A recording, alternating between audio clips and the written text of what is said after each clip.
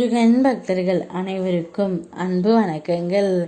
என் அன்பு குழந்தையே, உன் துணையின் ரகசிய உறவை பற்றி திடுக்கிடும் தகவலை கூறவே உன் அப்பா நான் இங்கு வந்திருக்கின்றேன் தங்கமே.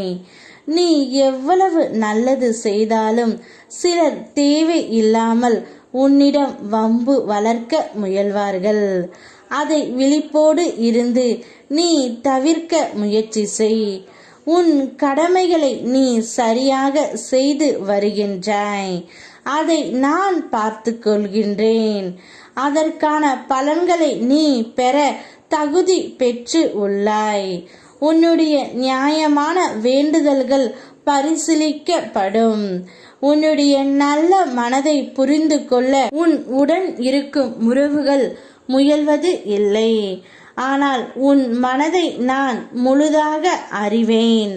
உன் நல்ல மனதிற்கு நான் எப்போதும் காவலாக இருப்பேன் தங்கமே. உன் துணையின் ரகசிய உறவு என்னவென்றால், உனக்கு தெரியாமல் அவர் யாரிடம் பேசி வருவது என்று நீ நினைக்கின்றாய். ஆனால் நிச்சயம் அவ்வாறு இல்லை தங்கமே. உன்னுடைய துணை ரகசியமாக எல்லாம் யாரிடமும் பேசவில்லை. அவர் மனதளவில் உன்னை மட்டுமே நினைத்து கொண்டு இருக்கின்றார். வேலை பளுவால், வேலையின் காரணத்தினால் யார் யாரிடம் பேச வேண்டிய சூழ்நிலை ஏற்பட்டு விட்டது. அதனால் மட்டுமே அவர் சென்று தனியாக பேசுகின்றார். ஆனால் அவர் மனதளவில் நீ மட்டும்தான் இருக்கின்றாய் தங்கமே. நடந்ததை நினைத்து வருந்தியது போதும்.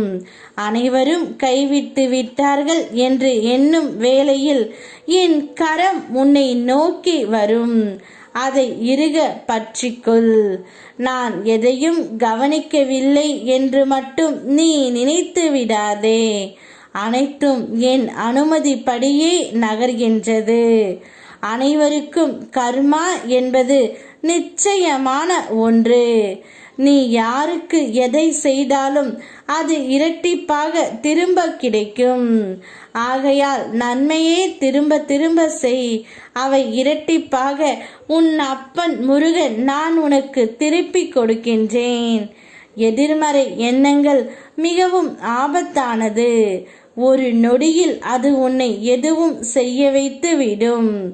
எந்த மாதிரியான சூழல் வந்தாலும் என் துணை உனக்கு கிடைக்கும். என் துணை கொண்டு உன்னால் சமாளிக்க முடியும் என்பதை உனக்குள் சொல்லிக்கொள் தங்கமே. எதிர்மறை எண்ணங்கள் உனக்கு வேண்டாம். இப்பொழுது உன்னுடைய வாழ்க்கையில் மிக பெரிய மாற்றம் ஒன்று நடக்க காத்து கொண்டு இருக்கின்றது. நீ வாய் திறந்து சொல்ல முடியாத வேதனைகளை நான் கண் திறந்து பார்த்து கொண்டு இருக்கின்றேன். நிச்சயம் உன்னுடைய வேதனைகளுக்கு பலன் கிடைக்கும் தங்கமே. பிரார்த்தனைகள் வீண் போய்விடுமா என்று பயந்து விட வேண்டாம். என் மேல் நம்பிக்கை இருக்கும் வரை அது வீண் போய்விடாது.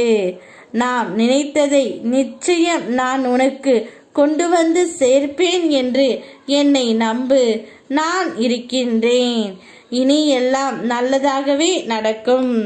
யாம் இருக்க பயமே. ஓம் முருகா.